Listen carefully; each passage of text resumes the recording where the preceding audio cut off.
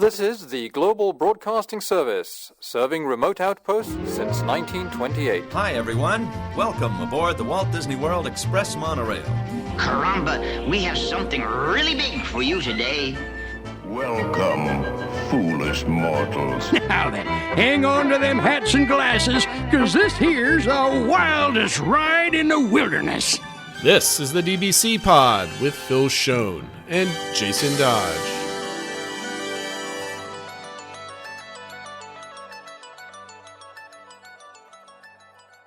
Hi, friends. Welcome to this week's pod. This is a special edition of the DBC Pod. This is the Trip Report episode. This is, what is it? It's going to be the week of the 19th, Phil. Am I doing my math correctly? That's the next Monday. This is part two. So if you're watching this on YouTube, we're wearing the same clothes as we were last week. That's because we were recording this last week. And we're going to do a little trip report. We're going to have a little bit of fun. So I don't know where to start. We have all these show notes, guys, and I don't have like a start to the trip report. So I'll start it off this way. How did this come to fruition, right? So when did it start? I've always wanted to do a guy's trip down to Disney World. Matt, you brought up one of your favorite podcasts. Was it Landon from your show that had a kind of a mention of like the golf trip? Well, what is the premise of that conversation? Yeah, so the Disney World is awesome. That's the podcast. They had one of their guys, TJ does. He's a content creator, and he got invited for some type of event for Disney. So he went down there, and he was able to bring three of his friends, and they went on. They basically had a great time. There was four guys. They had a great time, and they filmed all kinds of videos, and one of the video was like, hey, look, some guys do golfing trips, some guys do fishing trips. Like, why is it not cool to hit Disney World? And it is very cool to hit Disney World, as you'll see in this stuff. But that's it, right? So like that's how I got not permission, but I didn't get blowback from the wife about this, because like I told my wife Cindy, is like, look, I don't take week-long fishing trips or golfing trips and spend thousands and thousands of dollars doing this. It's like, we're going down for like a day. I'll see you for dinner tomorrow night. And, it was cool. So we had a lot of fun. So you brought this up originally, I think earlier in the year, that you wanted to see Muppets one last time. Phil already had his down and back, so he wasn't as enthusiastic about it. Like, this is not the motivation for me. And we were thinking about March. March was crazy busy for work. I don't think I spent one day at home on a weekday. So I was like, that's out. And then you started talking about Matt, like we kind of went like radio silent for a while. And you're like, look, guys, I booked it. We went with, by the way, I did this last episode, and Matt almost just pulled the plug on this whole show. Matt is the host of Dizhappenings Monday through Friday, a daily podcast. They know. Find his podcast wherever you can find Please. your podcast. DIZ Happenings. That being said, Matt was your friend Chris, your wife's cousin, I believe. Yes. You guys chose to go down to Disney World to see Muppets one more time. You were all hyped for it. He's gone down. He's done down and backs with you in previous years. Very nice guy. He's not a super uber Disney fan, but anybody that goes down just for a day to hang out with their friends and family is a big Disney fan anyway, right? Because that's a big ask for somebody. So that's really cool. You're like, we're going on May 6th, and you guys should come. And I'm like, you know what? Matt threw down the gauntlet. He says, you come, don't be a chicken. It's easy. I'm going down at 6 a.m. and I got a 10 p.m. flight. And then Phil and I have a little private chat that we've got going on. I'm like, Phil, we could pull this off, right? He's like, okay, well, I got to see if I could get down there, because I'm going down there with my daughter, and then I'm going down there with my wife, and then we've got blah blah blah blah blah and all this other type of stuff. I'm like, Phil, I just checked out my points. I can get you a ticket and me a ticket down there for $40. Like, I got the flights. And Phil's like, all right, let me think about it. And like it was literally 12 hours later, Phil, I think. It probably was. I was right? like, let me think about it. Let me check check with the wife or whatever. It's like, all right, I'm in. Well, the funny thing is, Phil, you were telling me after everything was settled, we'll get on with the story, that like your wife was like, I'm jealous that I don't get to go. Right? Yeah, it Like, wasn't she like, wasn't like upset I was going. She was like, I wish I had friends to go to Disney with or whatever. And I was like, well, you do, like, schedule something and like go do so it. I don't know. So she is actually talking about doing something. So we'll see. But And I had a similar reaction to like my wife like 3 days before I go. It was the weekend before we go because it was a Tuesday we flew down. She's like, I'm kind of jealous that you're going to Disney World. I'm like, we went in November. Like you want to go more? We can do this if we really want to. Like, give me the reason. So I booked the flights. We're not as crazy as Matt. I'm not a spring chicken anymore. I'm in my early 40s. Like I'm staying the night. I'm enjoying my time. So Phil and I decided we're going to go split a room at the cheapest room that we could get. It was All Store Sports. We'll talk about that a little bit later. So I think I spent $40 on the tickets. It was $20 each. That was just like the taxes on the tickets. Matt, I think you spent what, like $120 to go and come back from AC, something like that. So that's the thing. Like my requirements was I really wanted to have a early flight there and a late flight home, and I kept trying to get out of Philly, and there was just no times out of Philly that were leaving late enough. So I settled on that Tuesday, and also the other requirement was I wanted to do Mama Melrose one more time, and I knew that was up against that. So that was the date, the May 6th, the Tuesday. It was like a So week before the closing date, that's right? it. yeah, the That's 10th right. was the last day. So we were there the last week. Right. So you got a cheap trip down. I think you said you flew Spirit down did. there and back, and then all right. So like, okay, we've got the hotel, which was what did it turn out to be, like $120, Phil, or something else? Yeah, like that? so it's funny. At first, I was looking around for like something off property. Could I use points, like something like that? And like, I found like a Marriott that seemed okay. That would have been $91, and then we're like, well, why don't we just stay at like the All Stars? And they had the discount came out to $124. So it's like that's like the cost of the Uber to get to the Marriott. So let's just stay. It'd been more expensive, actually. It might have been, or whatever. It would have Yeah, been who $50 for the Uber to get to whatever Marriott. So we're like, all right, we've got the hotel, we've got the tickets, and I'll spend an extra $20 just to stay on property, just to get Yeah, all the. that's why I said it was Disney close vibes, right? enough. Like once you factor that in, that it was like let's just stay there, and then All it's right. like easier. Yeah.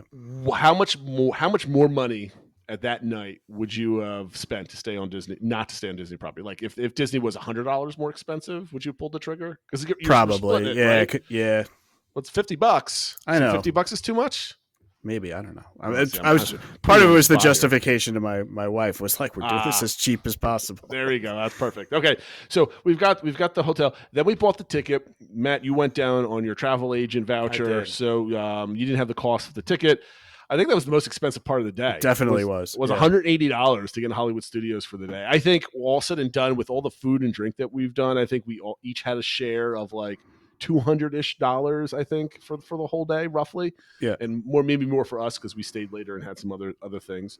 But that was roughly. So like, okay, it's not too much of an expensive day. So we had the whole thing down, and we're like we were pumped.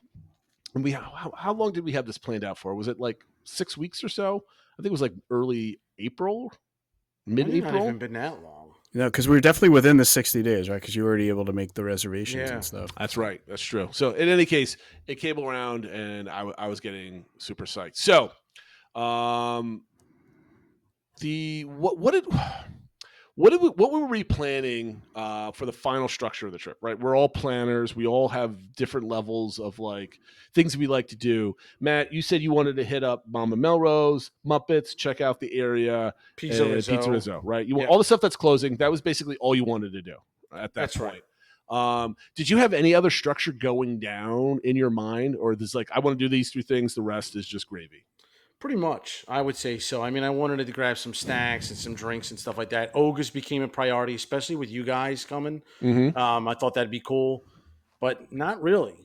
I mean, it was pretty laid back. It's not like the previous trips where I'm trying to give like Chris a tour of everything. It wasn't like that. Yeah. So I'm a project manager in real life. I deal with a lot of other people with have high levels of education. So I try to smooth out all the egos in the group and not try to be my own ego, right? So Phil is a master Disney planner. He's got his spreadsheets. He's got the way he wants to do things. Matt, you've got a way that you got to do things. We still need to teach you how to have a vacation. The vacation, we'll talk about that a little bit later. So I'm like, all right, I have to lay down my ego and let these guys like plan the trip. And not that we were doing any Uber planning whatsoever. Right. I'm overstating that right now. But like I had no input. I'm like, this all sounds like fun. I just want to be in Disney World for a day and hang out with some guys and just be like, chill, have some drinks. Like that was like the scope of what I wanted to do.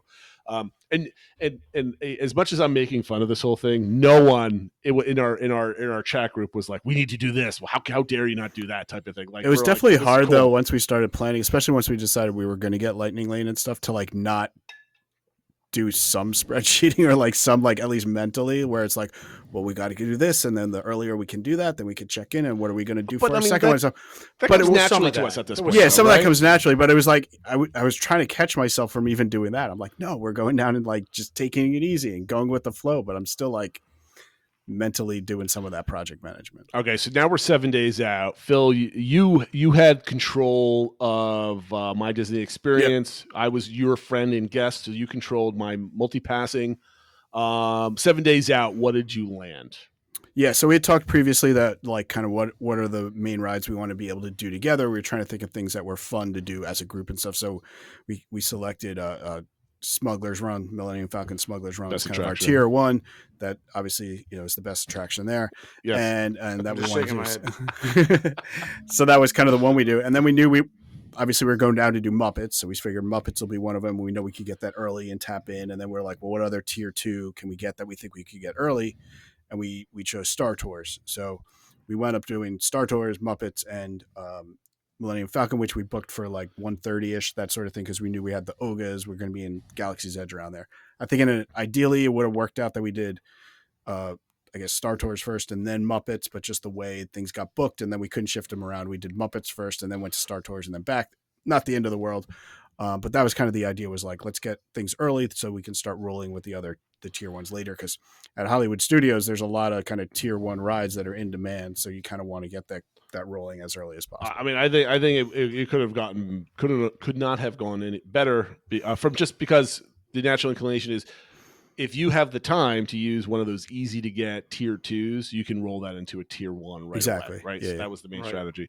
Matt, you could book 3 days out, so you basically landed the same exact stuff that we had, right? And that's big credit to Phil for being like, hey, these are the 3 that we think we can get. And that was part of it too, because it's like 7 days out. Like maybe I probably could have gotten Slinky Dog and stuff like that, and but Rise, I knew, maybe. I mean, or the Lightning Lane single pass for Rise. But we were like, even if Matt got it, the idea of getting it at the same times we got it, it's like let's pick things that we know are relatively easy to get and just make it easy on everyone. Because even booking the same time, we found that, I mean, this is jumping ahead a little bit, but just not being all tied together into one account did make things a little funky sometimes when we were trying to book our next Lightning Lanes and stuff like that. Yeah, Phil and Matt were the maestros of navigating the parks later in the day. Okay, so we had our Lightning Lane multi-passes set. Matt had the ADR set. I mean, our trip was ready to go. So it was basically, let's get rocking and rolling. So Phil and I flew out of Newark Airport, Newark International. I was getting very, very nervous leading up to it because of all the air traffic controller stuff. It's all in the news. But I figured if we're getting out the first flight in the morning, there's a very good chance that we shouldn't have any issues because no flights are really coming in at that time and everything's ready to go going out. So we had no issues going out. However, the drive to Newark Airport is about the same duration as the flight down to Orlando. So that was very fun. It's an airport that I used to fly out like 20 times a year for work. I've since moved south down to Maryland. So it's a little bit farther out for me. It's about like hour and a half for you, Phil. Yeah, around that, depending on traffic, but in that area. Yep. So you had the whole terminal stuff has changed since I've last been there, which has been about 4 years. So now you could do online booking for your parking, which you saved me $70 for, because apparently 2 days or like 36 hours of parking would normally have been like $150, and it was actually just 70. I say only, but it is what it is. So we booked parking. I left at 1:00 in the morning. And we both got there somewhere between 4:30ish or so, give or take 15 minutes, Phil, I want to say. Yeah, roughly. We just had coffee. Phil and I just hung out at the airport until it was ready to go, and we flew down. The most annoying part of the whole flight was I like to sleep on my early 6 a.m. flights, and there was a kid that was super excited to be on the plane and had the window open, so it's just big, bright, shining light in my face going down. So I was like, oh, I can't get angry because who can get angry at a 6-year-old flying for the first time? So that was cool. The one thing, Phil, and not to cut you out here, Matt, because I'm going to get to you in a second. You're good. Phil and I'm waiting for Phil. I got there maybe about 10, 15 minutes before Phil. Phil was going through security. I was going to get coffee. I was going to say, all right, coffee, I'll buy you a coffee. But he already went online, got coffee, got a snack, and sat down next to me. I'm like, now I got to go get coffee. I was going to get it for you. But this was the first time Phil and I actually sat down somewhere without family and just chat about like Disney. And like, I was never concerned, Phil, that we would have like dead space and like it would be awkward or we would not run it. We would run out of things to talk about. It's just like our show. We think we're not going to have much to talk about, and then 5 hours later, here we are. Yeah, between Disney and like the family, you know, we each have 3 kids and stuff like that. You can always flip to some of that stuff and stuff. We always had stuff to talk about. We it was not a the problem. Same sport teams and stuff like that. So you have plenty of things to talk about. So that was really cool hanging out with Phil before we got there. I knew like 30 minutes in, it's like there's no like Phil and podcast Phil. It's just Phil, right? So that was really cool. And Matt, your trip was just around the same time. Did you have any? What time did you wake up to get to the airport? So I'm trying to judge how long we were all awake for. So long story short, I started this jogging streak on January 1st, yes, I right? forgot about that. And I was like, I went in my basement. I'm like, I'm just gonna pass out. I set my alarm for like 3 a.m. I'll get up, and I got up at like 1:30 and I just jogged. I'm like, I'm just doing it. I'm just getting it over with. And I tried to lay back down for a little bit, but me and Chris left my house for Atlantic City around 4 a.m. Yeah, because you're only about a half hour away, right? Yeah, it was like 35, 40 minutes to Atlantic City Airport, which is a great airport. It's way different from Philly, way smaller. So you landed, I think, 5 or 10 minutes before we did. Yep. You hung out in the concourse. We all got into a lift. And unfortunately, Matt wanted to save $5 and got the smallest cart possible for all of us to sit in. If you're in Discord, here's a good reason to join Discord. If you go to Discord, I have a thread where I just posted pictures throughout the day. So if the pictures can tell 1,000 words, there's about 1 million of them in the pictures that we took. So we got all crammed into this park. And the guy that took us to Disney World, Matt, if you recall, you sat next to him in the front, never been to Disney World, and he's driving people there. And I'm like, you're trying to have like conversations like, Matt, don't even start. It's not worth it. Cause you're about to start that whole flabbergasted conversation. You're like, you just got to do it. And he's like, I don't really care. And you're like, yeah. You have 4 dudes in a car all dressed up in like Muppets gear. I've got like Disney stuff on my backpack and like, all right. And he's like, I have to drop you off in the parking lot. And I'm like, yeah, it was a weird conversation, right? He was like, I have to take you to like a central location, and then you take a bus from there to the parks. I'm like, that doesn't sound right. No, like, he's taking the TTC, and I don't know what he was. No, saying. here, because he doesn't know Disney World at all or Hollywood Studios at all. So you get dropped off at the rideshare area, which is across the street from where the bus locations are. And I think he just saw the buses there. Didn't think that's where people were arriving to get to the park. Right. And that's like, he thinks you have to jump on a bus and go somewhere else because all he sees is the parking lot. In any case, you drop off right there. It was a 2-minute walk to the Skyliner. And I thought that was great. We kind of did a bathroom break. We got ready, and it was a beautiful day. The weather was perfect. I was going to say, we stopped to put sunscreen on because it was like 90 degrees. And so we got up to the part. We're taking pictures throughout the day, kind of doing some stuff like that. So we're all together. We're at Disney World. I've been up for 8 hours at this point, and like I'm getting my like second wind or my first wind of the day. And not that I was too tired, but I'm like, I am happy. We're all in the place that we love, and we're ready to rock and roll. And none of us are nervous about like how we're going to jive together or mix together. You could tell from like the ride over, it's just like we're hanging out on Discord, we're hanging out on the forums, we're hanging out on this podcast right here. And like I said, if you were listening last week, I said like, look, I feel like I get to know people very well through their podcast. And Matt, I listen to your show all the time, and I've known Phil for 5.5 years at this point now doing this podcast. Nothing is different. You guys are the same guys that I know, and I've spent more time with you, Matt, prior to this Than Phil, yeah. Than Phil, because we ran into each other a whole 5 bunch of times at times over the Epcot, years. I know. Yeah, exactly. So, all right, you guys know me. If you've remembered my trip report, I don't like doing, we did this, and then we did this, and then 5 minutes later, we did this. I split this day up into 4 different blocks, right? So the first block is us doing all the Muppet stuff. The second block is us doing all the Star Wars type stuff. The third block is basically where the trip starts to unravel and kind of get away from us. And the third block, that leads up to Matt having to leave to catch his airplane. The fourth block is me and Phil kind of closing out the day and going back and having a bunch of other drinks and hanging out, that type of thing. So block number 1.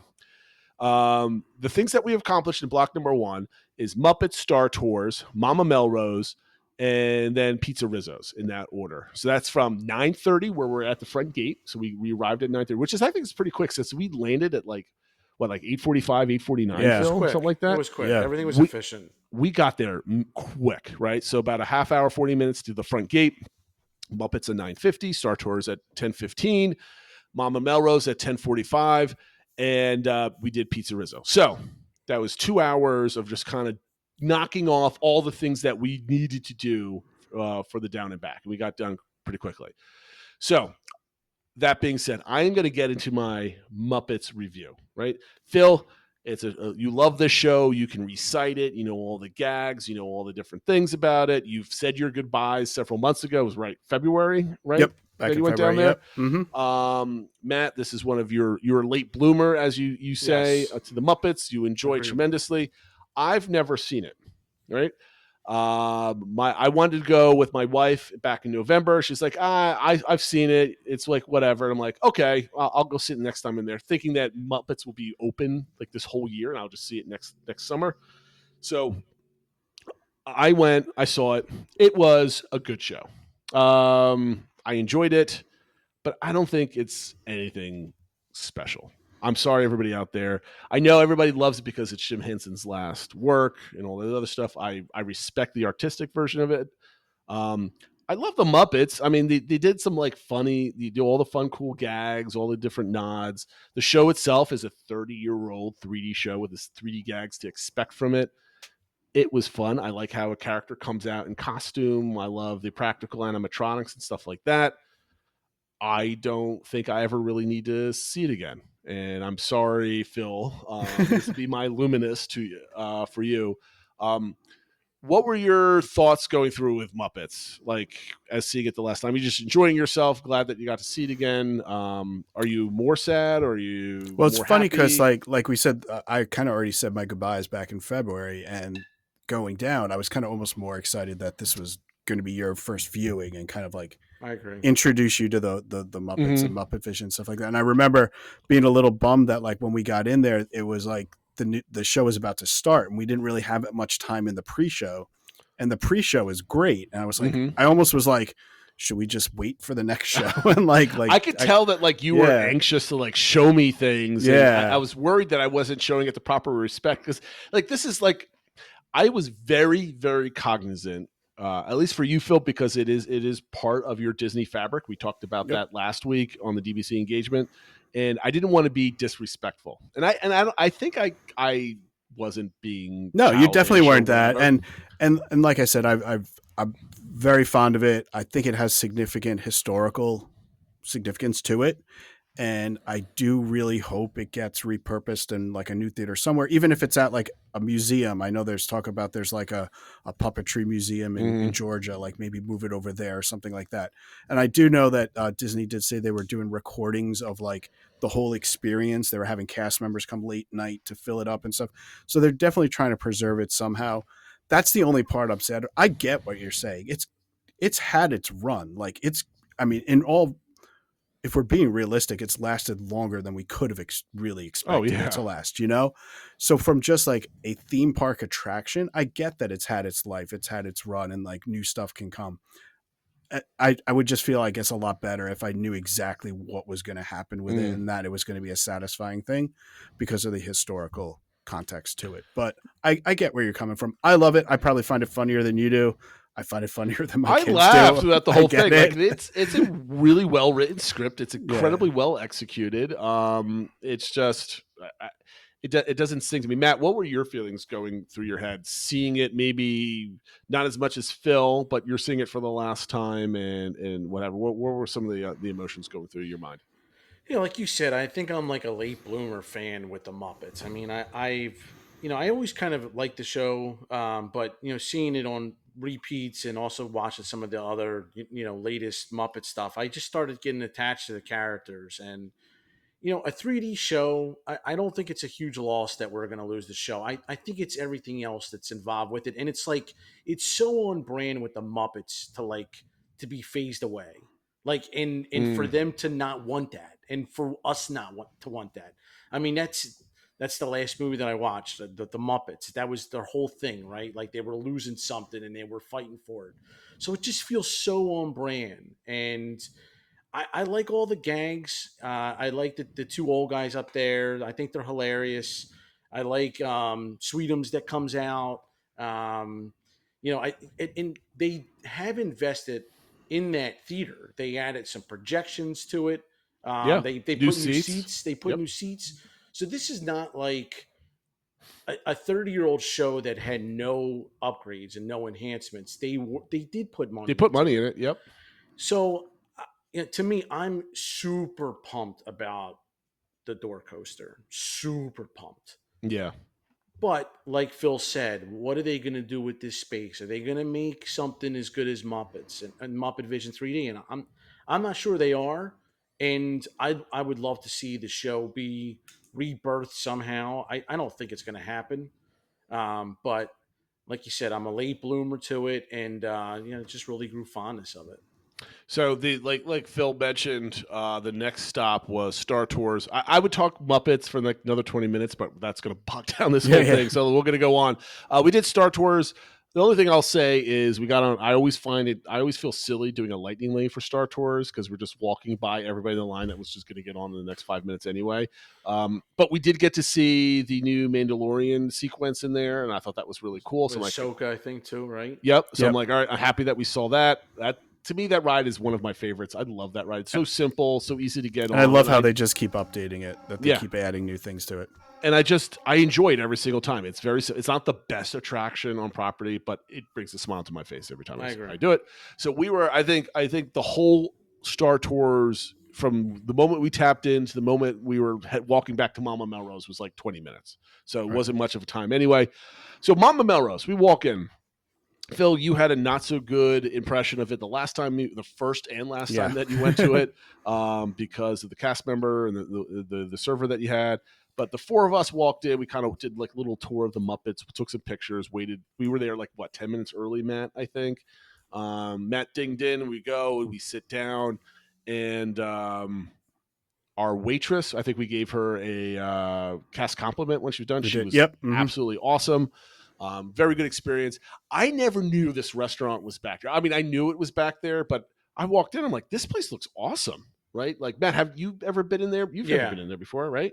I haven't. Yeah, I ate there twice.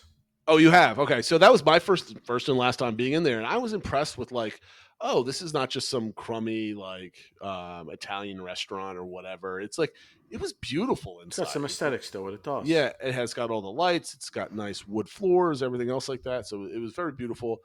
Phil recommended the mozzarella sticks. We had 2 orders of mozzarella sticks, the garlic bread with cheese on it, and the calamari. I think we could all go and say that those cheese sticks or mozzarella sticks were absolutely fantastic. They were a favorite of everybody's.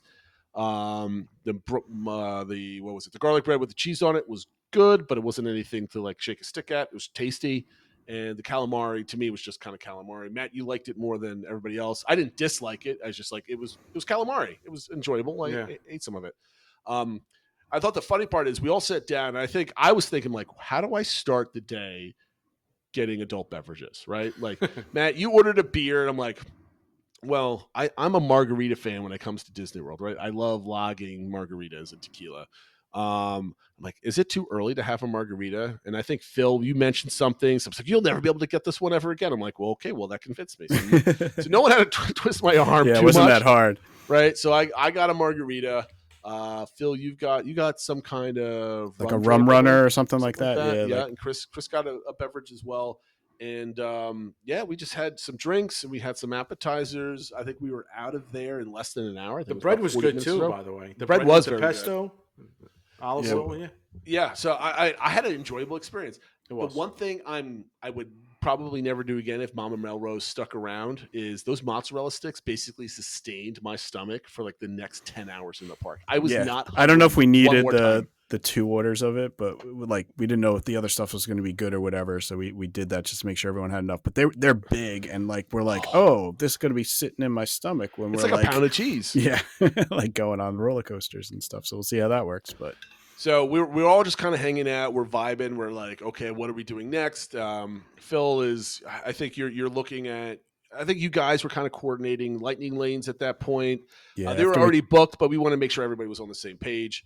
And I think the next thing what we had to do is we were kind of figuring out like what are we doing next, right? We have plenty of time until we get to Oga's. I think Oga's was right around like 12:20 or so, just after lunchtime. Once we were done, that was. I think we had like an hour to basically fill in the time, right? So we were starting to leave. Matt, you're like, no, we got to go to Pizza Rizzo's, right? So I want to knock it out. You want to knock it out. Yeah. You want to say you've eaten it. I can't remember. Phil, have you ever been in that building before? No, I'd never been in Matt? No. So it was first time, but we're walking in the door, right? I never knew this building existed and how large it was. I've seen pictures in the inside, but that doesn't tell the story of this space.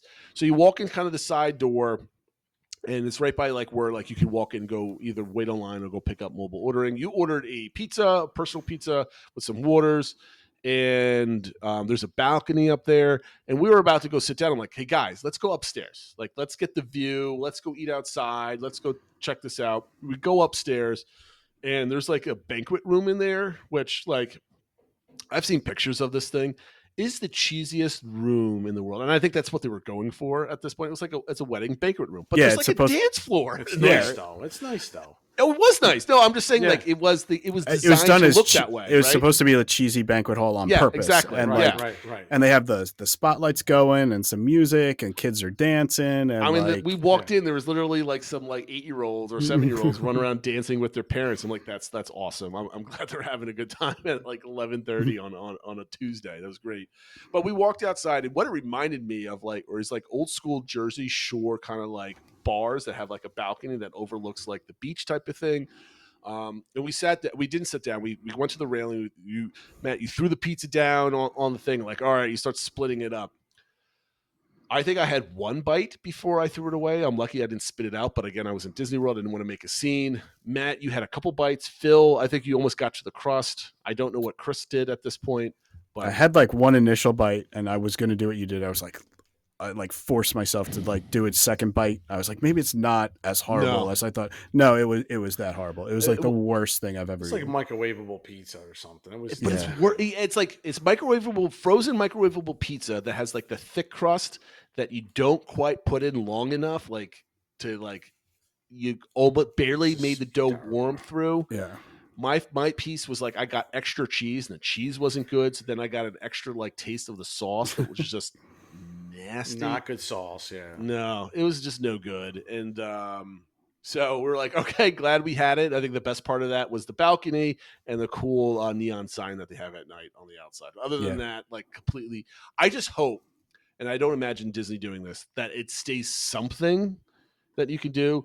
They could make a ton of money if they put a bar up there where you can grab some beers and just kind of like hang out on a balcony and overlook like Monsters Inc.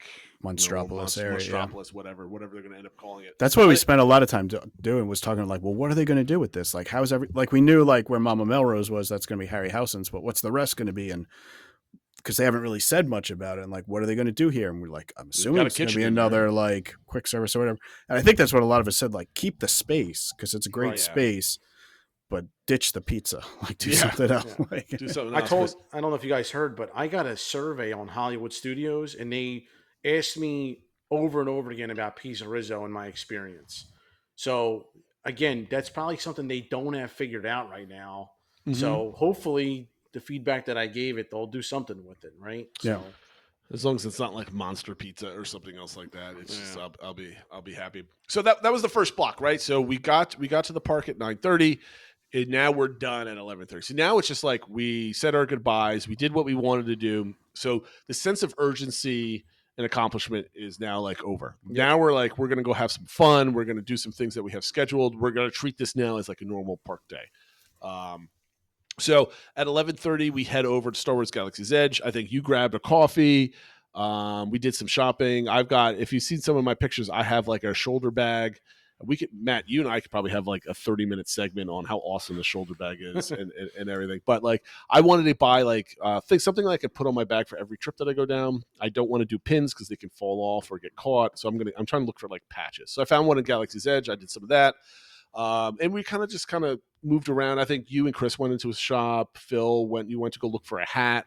I was kind of wandering around. So we went into Oga's. Now, Matt, what was your... The only thing I'd mentioned, though, before that was we had that time before Oga's, and we're like, well, maybe we can get on Rise. It says, we're checking all the apps and stuff. You're right. And we're like, I think it's like 40 minutes. Like, can we get in, like, ride the ride in time and stuff like that? And we actually got in line because it was posted at that and what the Lines app said.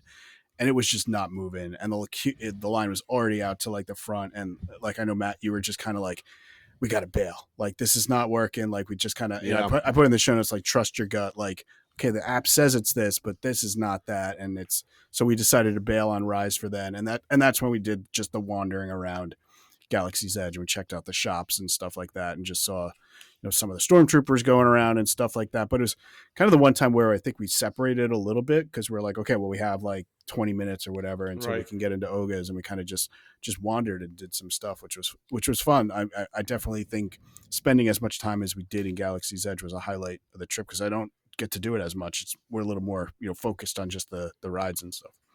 So Matt, like you said, you've been to Oga's and you were like kind of like iffy on it in previous trips. I think I used to mention that in your trip report on your podcast that you're like, previous times it was just okay, whatever, but you totally changed your tune. So like, what was your experience hanging out at Oga's with the three of us? I mean, I guess you're always kind of on top of each other, but I felt like the first time I went, like we were really on top of each other. It was me. Mm-hmm.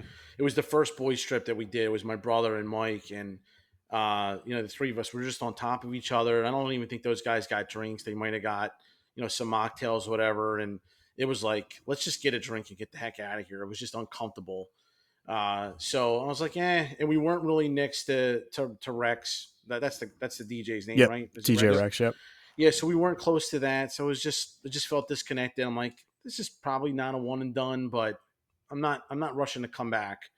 I always kind of weighed with doing like that, the Hollywood Studios, if it closes at 9 to do like the 9:40 Ogas, because I felt like it'd be more empty, but that never actually worked out. Just never could time it. So when we talked about doing it, I thought it was a great idea. We kind of kicked it around, and we had a great spot next to Rex.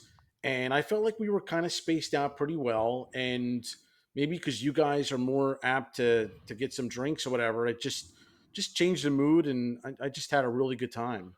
Yeah, I think the vibe, Phil, was like we just got down. We're kind of on top of like two other people, but they became kind of like our friends, and some other people left. So we kind of were able to cluster up. Yeah, it was a little crowded to start, but then one party's left, and we were able to kind of reposition, and it helped a lot. And the only other thing I remember coming in was like a lot of this it felt like it was all new to Chris, and he was kind of like asking questions, and we're trying to give him like information, but I also don't want to be like, well, here's the backstory to this for the next 27 minutes and stuff like that. But it's like, what drink should I get? And he's like, he thought the mugs were cool, and like, but I didn't want to push him to spend like $40 on a mug, but he wound up doing it anyway. What you don't realize that Phil is saying, he's pointing out to the tiki mug. He says, this is like version 2 of it. Like, he's like, oh, did you have that one? I was like, well, I have it in a different color. I have the first edition. That's the second edition. He's like, oh wait, well, I'm like, okay. So if you ever watched Big Bang Theory, where all the guys are talking about like comic books and stuff like that, like Phil is like a connoisseur of tiki mug culture, where he can tell you first, second editions, colors, different runs.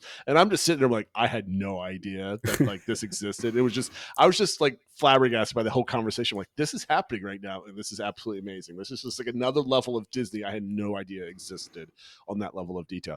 So we ended up getting 2 rounds of drinks. I think Matt, you and I but we both got the Outer Rim as our second drink. We both enjoyed that one.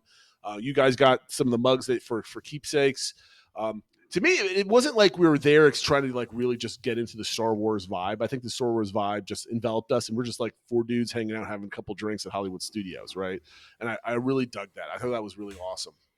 And The only other thing I remember too, though, was there was the couple that was there, and they like walked away for a bit, I think to take photos or whatever. And the guy had left like 2/3 of his beer, and he comes back. Matt's like, "I thought you just left your beer. How do you leave that? That's too expensive. You can't leave it." And then the guy's like, "I don't speak English." Like he's like, "I have no idea what you're saying." Matt's like still trying to be like, "No, like yeah." That was fun. But yeah, we took pictures. We had some drinks. We were hanging out, and we got a food item too. You did. We got that pull apart cheese bread, Mustafarin Yeah, it's like the bread, Mustafar pretzel thing with the spicy cheese inside. Tasty. It was pretty tasty. My stomach was like, I have enough cheese in my my system. I'm like half cow at this point with all the dairy in me, so I did not partake in that. It looked good though. It was good. I think it was one of those things where I think if we were hanging out for a little longer or got that earlier, that sort of thing, it felt like we were kind of rushing a little at the end. It's not, again, after having the cheese before. It's not something I wanted to rush through, but it was tasty. Yeah, I mean, we ended up spending a good 50 minutes in there. I think 12:23 to 1:15 so that's almost the 50-minute limit. 2 drinks, so that was really fun. Really enjoyed that. And then we're here. I think the only other thing that was on our docket was Millennium Falcon, which was like 2:30 or so, somewhere in that time frame, I think. So we're like, okay, we have about an hour hour and a half. What are we going to do? We're getting on Rise, right? So I think posted wait time was about 70 to 75 minutes. Matt, I think you mentioned we got on in the queue at 1:30. We got to Ray at about 40-ish minutes, 45 minutes. And then to me, once you get to Ray, that's when the ride starts. Right? To me, it doesn't feel like a queue. I know in Line's app, it measures to the point where you get from enter the queue to you get on a ride vehicle.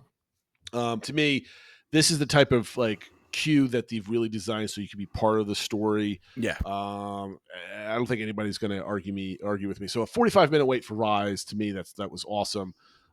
We got off of Rise of the Resistance at 2:31, so basically 1 hour from the point that we enter the queue to we leave the queue.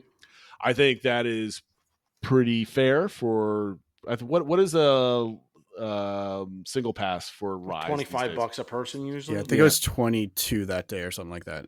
But so still, like $25 an hour. I think that's fair use of park time. I think for Rise, it's very happy about that. So we went right off of Rise. 8 minutes later, we got on Falcon. Matt's true nature came out as he was starting to scream at everybody on the ride to do his job. I felt bad for the 2 engineers that were not part of our party behind us. That's just my thing, man. I just like to yell at the pilots like they're not doing their job. Like, go left, Phil, behind. I'm like, I'm doing it. I'm right behind. Chris. Well, and I don't know if Chris got scared by you yelling at him or if he just misunderstood, but like it's like a normal plain video game where to go down you push up on the stick, and he was not doing that. So we're like, up, and he's like he's pushing forward. I'm like, no. He had it backwards. I think he got a little nervous or scared or whatever. Yeah. But we did pretty good. I've never been a gunner before, so I was a gunner. And you guys were like, Jason, this is your favorite ride. You should drive. And I'm like, you should be a pilot. I'm like, no, I've done it plenty of times. And I was like, Chris, have you ever been a pilot? And in fact, he said no. So, well, make sure he's on the right hand side so he could pull the lever, go to hyperspace, do the whole thing, which is like one of the best things in the world, in my opinion. So we got off the Falcon, and that is the end of the second block of our trip, right? So we've done all the Muppets, and now we've done all of Galaxy's Edge. We were in Galaxy's Edge for 3.5 hours. And I think, Phil, even you said it feels like we spent a lot of time, but good time in Galaxy's Edge, right? There was no crisscrossing and figuring out what we wanted to do. It was just it just happened, and it was great. Yep. And then we didn't even eat anything either. And by the time we were done and everything, it was about 3:15. Yeah, I think you guys got the coffee, right? Or whatever. We did, yeah. The kettle or whatever. And I just wanted to say, like, we were online for Rise, like 4 dudes, like it just that standby went so fast. Just catching up, talking about life, talking about Disney, everything flew by. Like if you're in that queue with your kids are cranky, they want to move. Stuff. Exactly. Oh yeah. I mean, it's just so different. Well, I mean, like if you're there, all 3 of us, when we're there with our family, we're the ones doing the lightning lanes and refreshing trying to do all that other type of stuff. The kids are doing little kid things, and the wife is either hot or trying to keep the kids in act, or she's just like looking at their phone. But the I think at this point, Phil, I was starting to yell at you to get off your phone, and you're starting yapping at me, like yelling at me, like, come on, vacation, Phil, let's go. And he's like, I'm just trying to find better times. I'm like, stop it. It was all joking, by the way. But we were both doing it. Yeah. So we were kind of in the queue. But yeah, you're right. Like time went by like super quick. And I've never been down to the parks with another like Uber fan spending this much time. So it was really cool. And it wasn't like it was basically an extended podcast. That would have made a great podcast 10 hours long because we talked Disney the whole time. Like it never ended, like different Disney topics, like what you're listening to right now. So, okay. So now we're going to block 3, right? So the things that are still on our list that we have to do, we have a Mickey Minnie's Runaway Railway. We have Rock and Roller Coaster. We have like a Midway Mania in there. And we'll get to Slinky Dog Dash later on, Phil, just so you can tell your side of the story. Yeah.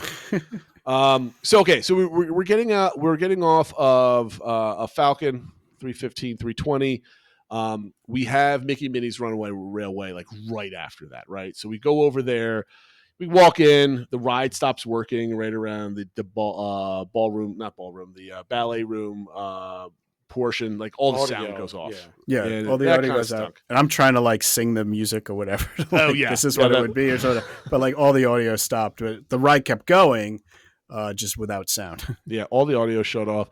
And people were complaining. And I'm like, I'm not trying to go complain to a cast member to get, I'll be like, we'll on to the next thing. So we were only there for about 20 minutes. So we decided that we needed to take a break because we'd been running around, and we went to Baseline Tap House. I've never been there. Me too. Never been there. It's smaller inside than I thought it was, but they got plenty of outdoor seating. You pick up some beers and you have some beers. There's a charcuterie board and stuff like that Phil and I tried a little bit later. But then we finally got to like sit down outside. It's not blazing hot, even though you're in the shade. It's nice and comfortable. And we were able to kind of like, we're like halfway through our day, and we're like, all right, let's like reassess. Right. So I had, as I'm sitting there, I'm not pulling kids around with me. We're not worried about getting food for the kids. My wife is not melting underneath the sun. We're all just kind of chilling. And it came to me like, I've never had a good experience at Hollywood Studios touring that park all day. I had wonderful experiences like kind of going in for a couple hours and bouncing to another park or dipping your toe in, that sort of thing. But as a full day at Hollywood Studios, I've never had a wonderful experience. I've had good times, but not like this is the way you do Hollywood Studios. Because typically what you do is if you let Genie Plus or Lightning Lane Multipass guide your way, you're crisscrossing the park constantly, right? And it's the worst park to navigate. And at this point, we were at Muppets and then at Star Wars, and we came out and we're like, we were walking a lot, but wasn't like we're like trudging. We're like you're speed walking, right? Yep. So I'm like, I think this is how you're supposed to do Hollywood Studios. You're supposed to drink around the park, right? We go to Mama Melrose, we go to Oga's, we go to Baseline. I think you just got to make your way around, having adult beverages and just kind of stopping for a while and reassess what you're supposed to do. So we had a great time at Baseline. I don't think we talked about anything at Baseline that was anything significant. We're just kind of hanging out. And at that point, we're going to talk about this in our post trip, but I think that's where we started thinking like, Phil, this is like a good time. Like I want more of this, right? This is kind of like a true Disney vacation. And the budding idea of how do we do this again in a year, and we start talking about this. We'll talk about that in our post-trip kind of lineup. All right, so from there, we are going into we're now the third block. We've got Rock and Roller Coaster. We grabbed some margaritas afterwards. I think Chris wanted to get like a hot dog, Matt, right? And that thing looked nasty. He had some like chili dog with some cheese fries. And it was huge. And we lost him for a little bit because he was like, he didn't realize how much the food was going to be. So we had to sit down and we're like, what's going on? We were walking, he got the hot dog. I wanted to get a margarita, and apparently I screwed up my memory for On the Rocks versus Frozen, but we got some drinks. We were hanging out. I walked in. I was trying to get buy a Magic Band for my mother as a gift, and this is where like things start going off the rails on our trip, right? So it's 4:00. Matt, your internal clock starts ticking. It does, yeah. I'm like, you're panicking. I'm starting to count down. I'm like, Man, I only got 3.5 hours left here. He's itching, right? Well, you could tell he's kind of itching, but not too bad yet, right? Because we're still at like 4:00. We got in Rock and Roller Coaster. If you go listen to Dizhappenings, he was trying to tease out some cast member tidbits about the Muppets and Rock and Roller Coaster. You got nothing. You got the verification of something, but you got something's changing. Yeah, something's changing. And the cast member was being very coy on purpose. I thought that was a fun interaction.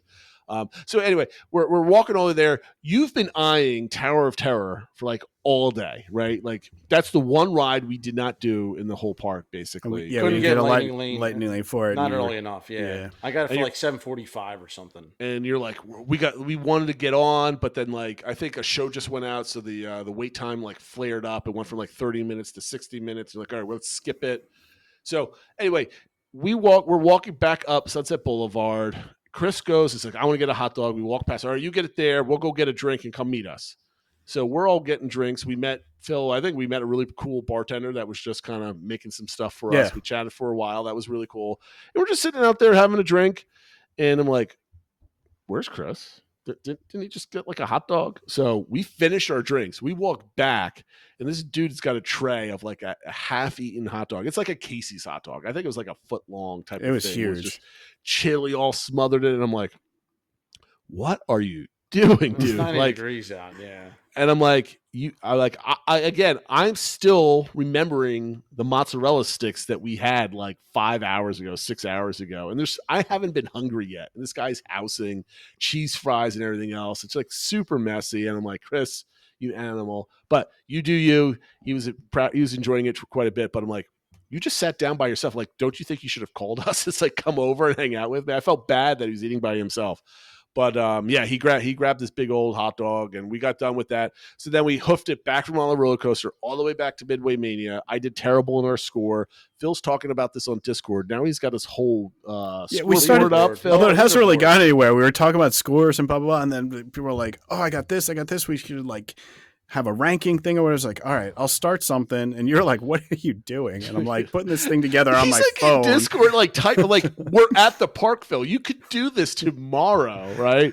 But Phil, being the master data collector, he's putting. So now we have like a ranking list of like everyone's best score. So as you go to the park and you get a new score, you tell me, I'll put it in there. I'm getting like notifications on Discord, like blowing up. I'm like, Phil, stop making my phone vibrate. What are you doing? And I'm looking up this. I shake my head. So anyway, we go to Midway Mania. We're on it at like 5:15. We're there for about 15 minutes. We're off. And so at this point, we split up. Matt, you wanted to go get. You had Slinky Dog Dash at this point. Phil thought we had Slinky Dog Dash until we were in the queue for Rock and Roller Coaster and realized. Right. So apparently, these guys were fiddle-faddling their way to get the better things. And Matt's like, I got Slinky. And then Phil's like, I got it too. And then he puts his phone away. We're like, okay, we're going to go to Slinky Dog Dash. He's like, pulls up his phone and says, I never clicked accept or okay. Or continue at the bottom or whatever. Like, it's like, okay, here's your times. I'm like, oh, good. I'm good. And I forgot that you had to hit like continue or whatever at the bottom. So we never get to your day. So it never, and then it like, timed out. It was like no longer available. So I'm like, and Slinky Dog Dash, or is Doxy's favorite ride at Hollywood Studios. Phil let her down. He got the whole community down. I don't think I could ever trust him to ever, man. Because then I'm panicking. Now I'm like trying to refresh constantly, and you're like, get off your phone. I'm like, no, like I can't. I screwed up. I gotta like make up for it. Now you have to set the scene properly because this is now ongoing for like 20 minutes. We're now at Disney World. There's 4 guys. I've already said I don't care what we do. I find the whole thing serious, not so serious. Phil's taking it very serious. So I'm pestering him nonstop about this. He's like shaking his head. I felt like I think I need to find a new podcast partner. I don't somebody that can't operate Lightning Multipass properly. This is just, I know. What are we doing? That being said, he did manage to get one for like 8:00 or 8:30, I think, that night. So at that point, right, we had a Slinky Dog Dash for later today. So Phil and we just went back to Baseline Tap House to get some more beer. You went and did Slinky Dog, and you said you were going to meet us back up, but then all of a sudden you're like, we're getting some blue milk. Like you were now in overdrive. Like you need to get all the experiences in. I don't even know where you guys went. But we're at the Baseline Tab House. We got a text from you like, we're online for Tower of Terror. And I'm like, okay. So we finish up. Phil and I had the charcuterie board. We were just hanging out. We're talking about like, Phil, how has it been 5 years that we've never done this before? How stupid are we that we just didn't do this like one I think random day at that point we years? got more into like, what is this going to look like next year? What can we do next year? Like, yeah, we're already planning. And then we get the text. We're like, oh, so we hoof it back all the way back out to Terror of Terror. And we got there just as you were leaving because you kind of judged the line saying that, you know what, I've got to be out of here by 7:30 or whatever. This was 6 o'clock, right? So I don't think you wanted to risk it because you also wanted to do the last hurrah for Muppets. I did. I wanted to bookend Muppets. Yes. So at 6 o'clock, we hoof it from back. So we went from baseline, all the way to Terror of Terror, just to turn around to go all the way back to Muppets. So Phil and I are very tired at this point from walking. And we were going to have like a second beer if nothing else happened. So we're like, all right, let's go. And at this point, Matt was texting with Drew the Disney Dude, who's been on both of our shows from time to time. Very good guy. I start texting him too, and he meets us. He just dives into Muppets at the last moment. I got to see all the pre-show gags. Phil was very nice to kind of point everything out.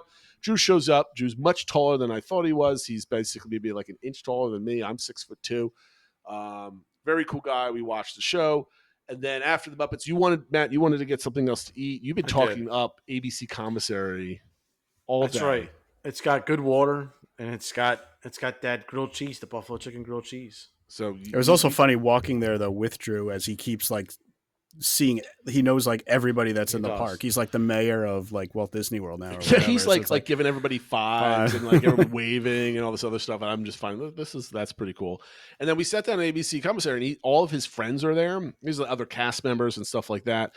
And they're all like, I don't know, 18 to 22 years old, whatever. I'm basically twice their age at this point. I'm really feeling my age at this point.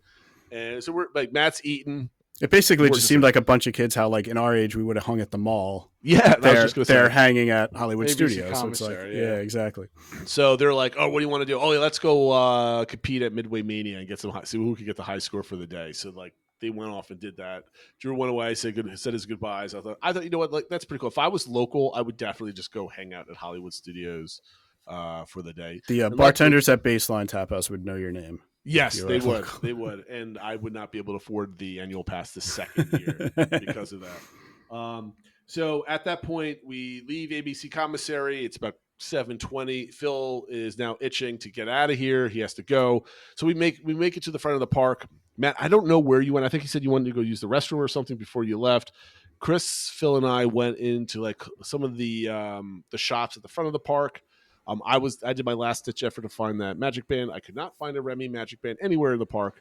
And then Chris kind of disappeared. He took like a left turn where we took a right turn, and then we turned around. I guess they're going. They have to meet and whatever. So you guys made your dash to the airport. Phil and I kind of looked around, and it's 7:30. We're like, okay, we got Slinky Dog at 8:30. We want to do Fantasmic. What do you want to do now? And I'm like, well, I can get a reservation for the Brown Derby right now. And he's like, well, how about the lounge? So we go to the lounge, and they see us pretty much immediately, right? I think you just kind of put in a reservation. It was like a virtual, the walk-up list in the app, and it was like 10 minutes or something. Yep. So the only bad thing I want to say is we got put down at a 2-person table that was like 6 inches from another 2-person table where there's other people were like on a date or something else like that. And I'm like, this is somewhat awkward, but like there's a table right over there that we can sit at. But I'm like, whatever, it's fine. So the one thing I never knew that they had there, which was really good, it was like a flight of margaritas, Matt. Like this thing was awesome. So it was like this metal kind of stand that had like little, I don't know, racks for like it was like what, like an 8-ounce or a 10-ounce like cone 6 or 8 glass. Yeah, it was like a smaller margarita shaped glass, but it fit right into like the tree sort of thing. And so I would say, I mean, it was like $19, I think, something like that. Maybe $20, $19, something like that. And we just sat there. We had these things, and we again making fun of people that we disagreed with on WTW Magic forums, and just more drama that were like exasperated. We're keeping our own bookmarks, Matt, right, for all this type of stuff. And we have these 3 drinks, and I don't for $20, I didn't need any other margaritas or anything else other than that because that was a good amount. We had some peach cake or something. That No, we got the grapefruit cake, which is Grapefruit like cake. what they're known for. Yeah, How was it? it's pretty good. It's tasty. It's not like I would not for our last episode. If that was going away, I would not book a trip down just to go eat that again. But it's good, and it's like kind of their signature thing, so it's fun to get and stuff like that. So I definitely get it again, but it's not like a oh my god, you got to book this place just to have it type thing. So we were there from like 7:30 to 8:15. A good solid 45 minutes. Had a drink and a snack. I was thinking about I could eat something at this point, but nothing on the menu really stood out to me on appetizers or entrees type of thing. So I was like, okay, none of that. So we walked over to Slinky Dog Dash. We got in 10 minutes early. We got in at 8:20. And the one thing I never realized before at night, and I think they fixed some of the lighting effects. There was a red, white, and blue series of lights along the track that was up permanently. There's like 4 lights, white, 4 red, whatever, red, white, and blue. And I love Slinky Dog Dash, especially at night. So Phil took his time to say, like, you know what? Aren't you happy I screwed up earlier? That we got to be here at night. It was a very cool night. Like, it wasn't super hot. It was very nice. We got to see that part. That's one of my favorite parts of that park at nighttime.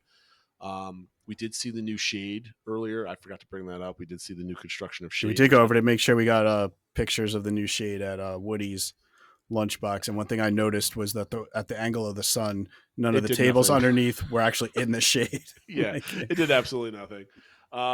So other than that, we went to Slinky Dog. We got off with that. We hoofed it all the way over to Fantasmic. We got there at about 8:45, and then we got a little bit of pixie dust. We were like kind of like standing back. We didn't want to cram in. So yeah, we got in line to get drinks, and the line was moving really, really slow.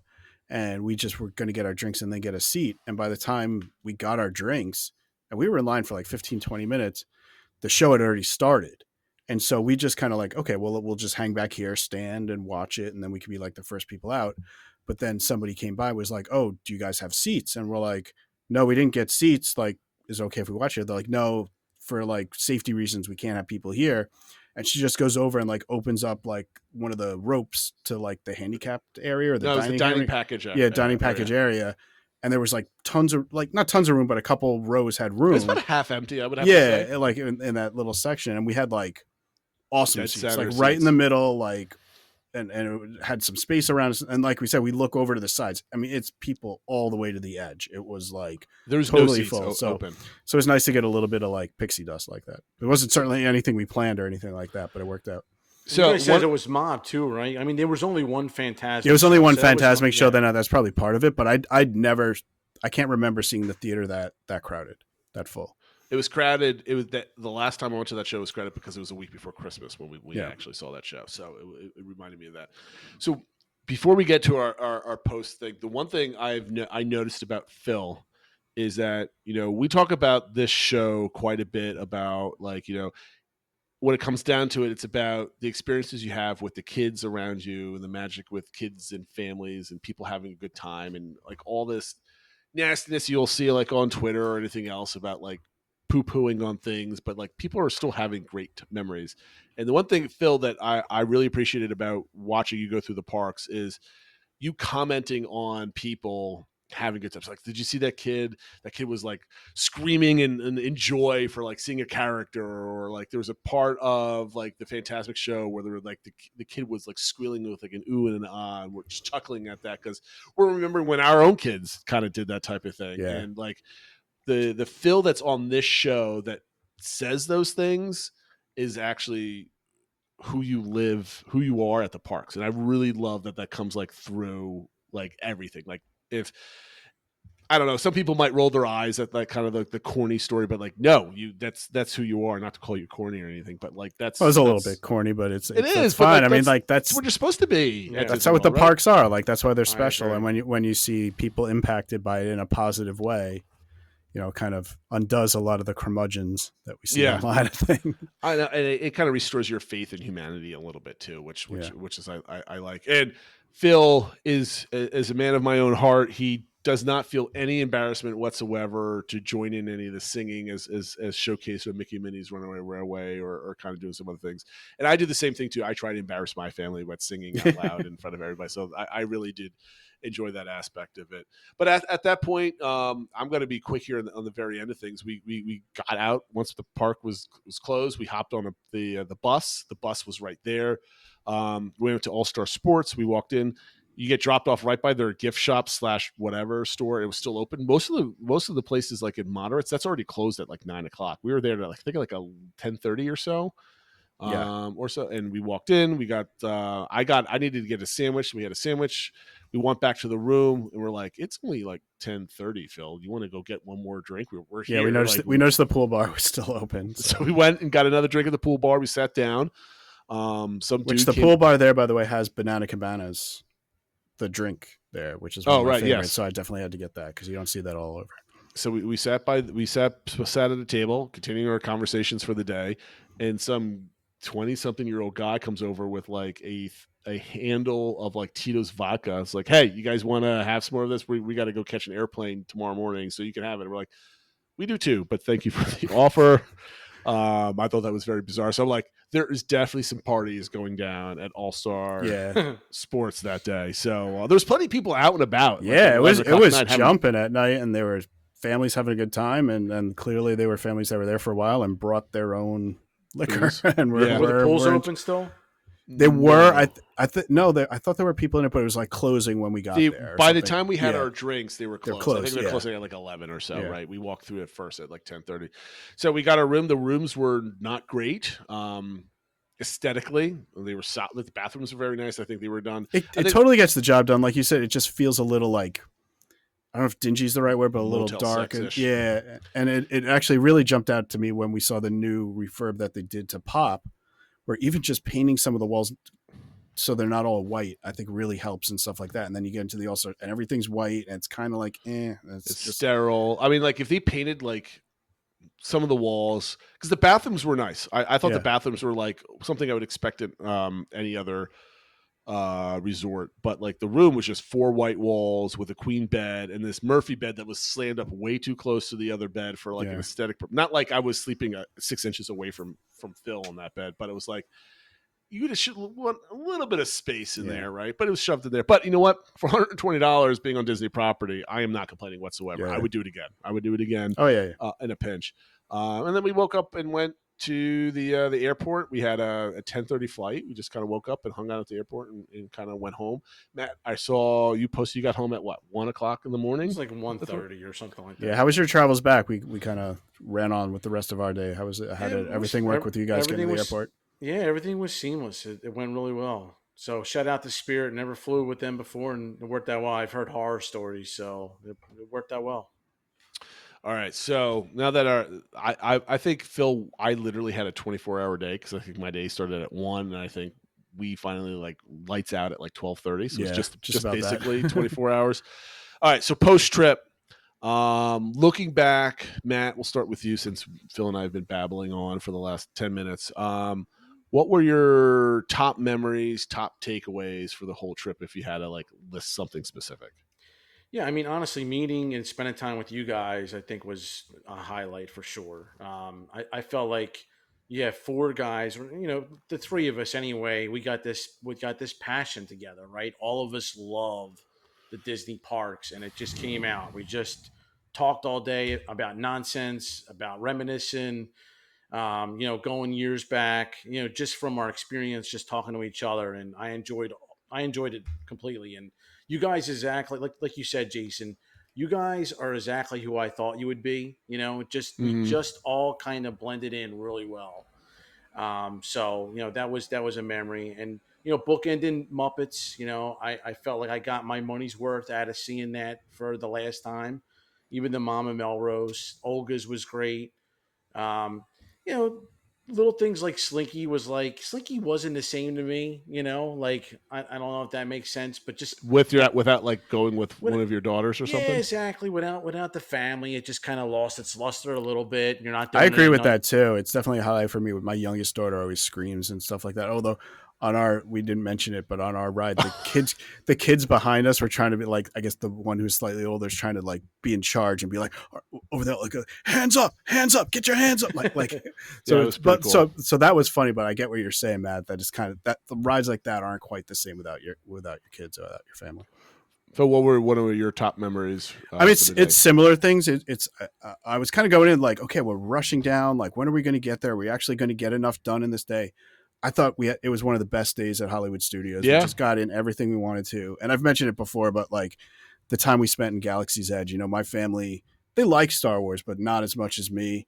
And I think we're all pretty big Star Wars fans. So Yeah. hanging out with other Star Wars fans and just enjoying the atmosphere. Sometimes I feel like the land gets bashed a little bit by people who want it to be the old, the original trilogy or whatever. But what they created there is incredible. And like getting to be there and appreciating it and stuff like that, I think is something that just stands out to me too. Matt echoed my opinion that I've never voiced before, but the transition into Galaxy's Edge, going through the tunnel, not the Toy Story entrance, but the other entrance from the Muppets area, is one of my favorite parts of that park. It's like it just suddenly starts shifting. It gets a little bit cooler. You go into the tunnel, the music. I totally agree with that. One of my top memories is basically there's not a specific instance of the day, but I think there was a turning point. I think it was just after Muppets, as we were sitting down at Mama Melrose, where I realized but it came into clarity that I'm at Disney World with two good friends that I have, and not that like which in the modern era you could say that because we're like Phil, you're what, 3 hours north of me, 4 hours north of me. Matt, you're about an hour and a half north of me, and we're all busy dads, like with jobs and whatever. And all of a sudden we meet, and it's like we've been friends for years now. Yep.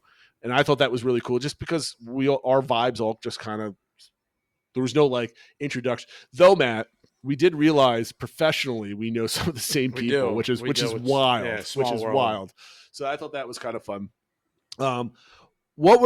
Matt, how did you feel? You kind of touched on this already. So, like, how did you feel touring the parks with other, I don't know how to say this, other park pros, right? With no significant others, no kids. Was it a different thing? Like, what perfect. It was. I was going to let you ease into that one. Hopefully, your wife doesn't listen to this, but go ahead. I mean, Phil and I, we didn't even have our parties linked up, and we just flowed, man. We got everything together except for Slinky, right? And we kept trying to get Tower of Terror. That was like the one little thing that was just, and we've been on there a million times, right? But it's just like you never know if they change that out or something. It's just, that's why I wanted to do Rock and Roll. Right? I forgot to mention that was one of the things I wanted to get that done, and the Muppet stuff, because we didn't know when Rock and Roll was going to get rid of Aerosmith. But man, it just, to me, like, it just flowed. Like you said, the way we went from land to land, we started with Muppet Courtyard, and we spent time in Galaxy's Edge, and we had those long breaks at Olga's, at Mama Melrose, at Tap House, whatever, Baseline. It was just all fitting. It just allowed us to breathe and take the vacation in the vacation, right? So I think we were refreshing a little bit. Yeah, we're working on it. I mean, like, I like, you said it right when you said it was perfect, right? Like, I think any other Disney dad out there is going to realize, if they're the one that's in charge, like we are with our families, it's like you're dragging the kids, even though we love, our kids, our family is part of our Disney fabric, right? We're not going to try to dismiss our family here, but like, there's a certain vibe that's different. Even when I go with just my wife is like the big vacation person, right? She pulls me into that column a lot, and I appreciate her for that. But like, if I say let's go to 4 parks in one day, she will, but she's also going to try to cut corners here and there, right?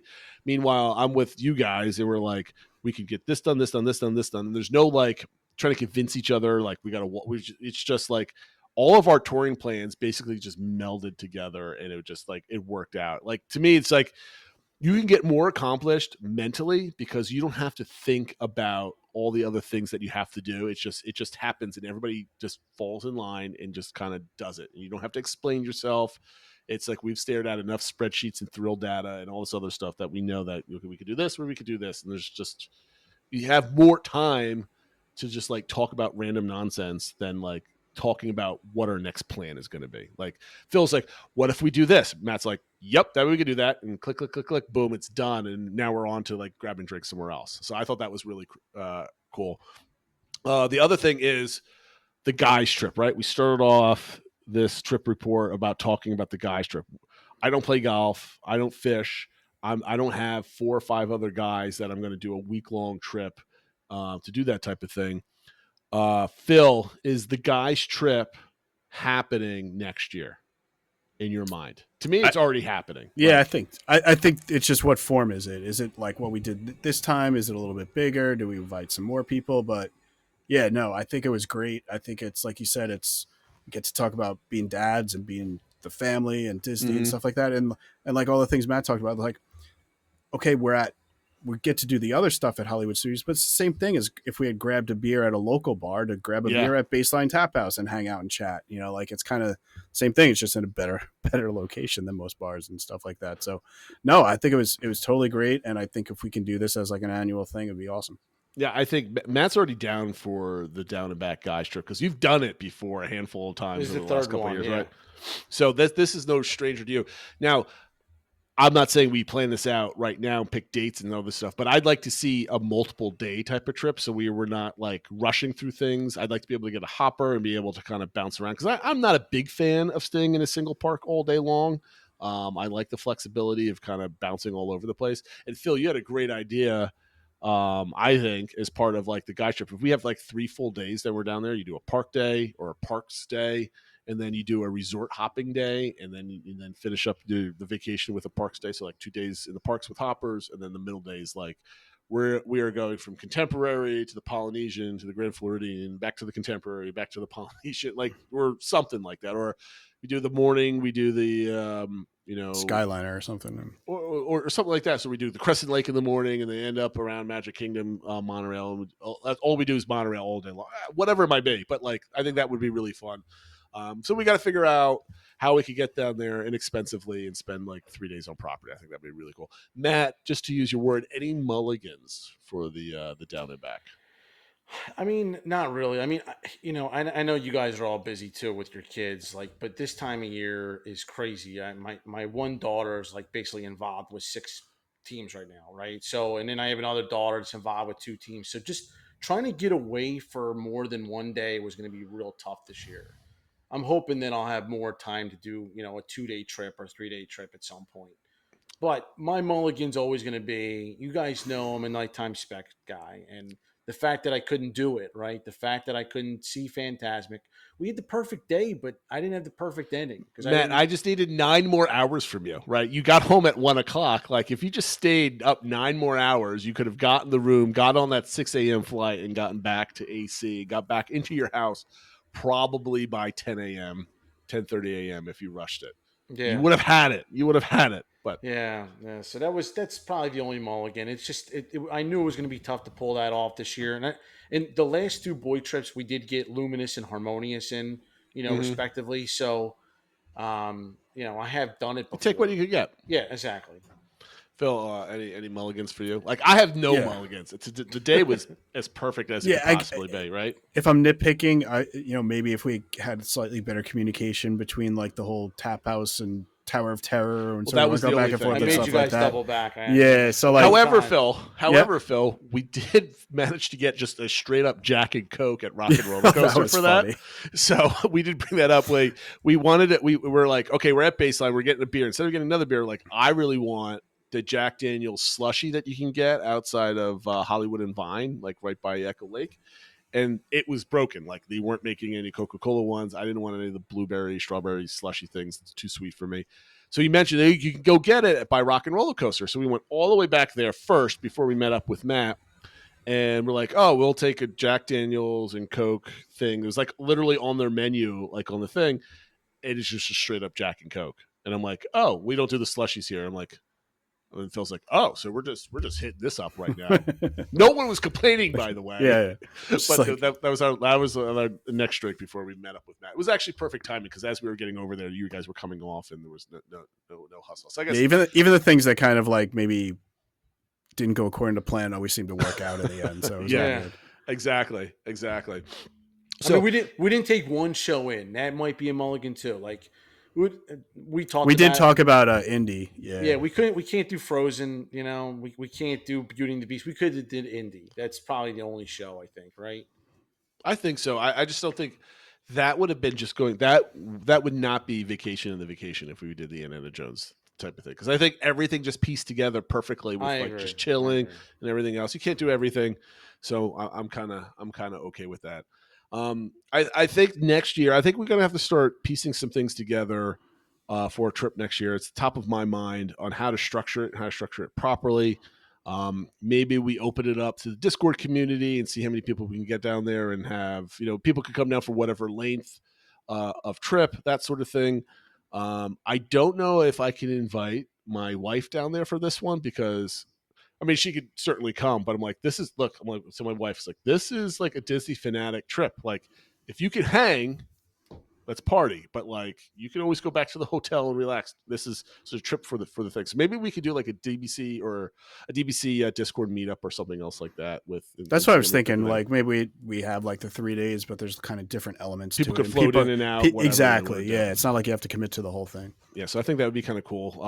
We can think about some dates. I think I do not want to open up like, hey, what's the best date for everybody? I'm like, we're gonna. Phil, I think we just pick a date and that works for the three of us or something, and whoever wants to join can and do something like that. So, I think that's it, Phil. I think that is a trip report. It's an hour and 20 minutes, which is a good standard time. It's not the 8-episode extravaganza for your trips that you like to do, but I had a wonderful time. Yeah, I mean, it was one day, 1 hour per day, I guess, right? Yeah. So I had a wonderful time. It was a different way of doing Disney. I was talking to my wife and I was just like, I don't know what I would do. Like, I was trying to find a duration. We'll leave it at this. Phil, what do you think would be the ideal duration for a guys only trip where it's not, there's definitely a spot where it could become too long. Where I don't know if it becomes awkward, but like, okay, I've been away from my family too long at Disney World, having too much fun without my kids, where like you start feeling guilty, I think is the too long aspect. So what is the duration? I'm thinking like, not counting travel days, like 3 days where you can kind of. Yeah, I was going to say, I think the 4 nights, the 3 days, unless it's something like, well, we're there for like Destination D23 or something like that. But if it's just like normal days, I think kind of what we're talking about is about the max. Beyond that, it starts getting into be like a family trip without our family. Yeah. What about you, Matt? What do you think is the perfect duration there? I would say two nights. You got to have 2 nights just so you can get in 2 nighttime shows, and then whatever else you get in those. So maybe you got to do 3 nights. You got to do every spectacular. Yeah, Matt. well, yeah, I would say 2 nights, and maybe you fly home on the 3rd day. You do Animal Kingdom, something like that. There you go. Perfect. I like that. Well, anyway, thank you for everybody for watching. Listening, Matt, thank you for joining us for a double feature. Remember, Matt does Dizhappenings every Monday through Friday. Check that out on all of your podcast platforms, assuming it uploads for you because of refreshes, right? Yeah, that sort of thing. That being said, thank you for watching, listening, everybody. You know our social medias. Join Discord. Go check out those pictures. Hit the like button. Scroll down just a little bit and touch it. And yeah, we'll see you in what was it, Phil? 2 weeks. We're taking Memorial Day off most likely. So thanks, guys. Catch you next time. Take care, everyone.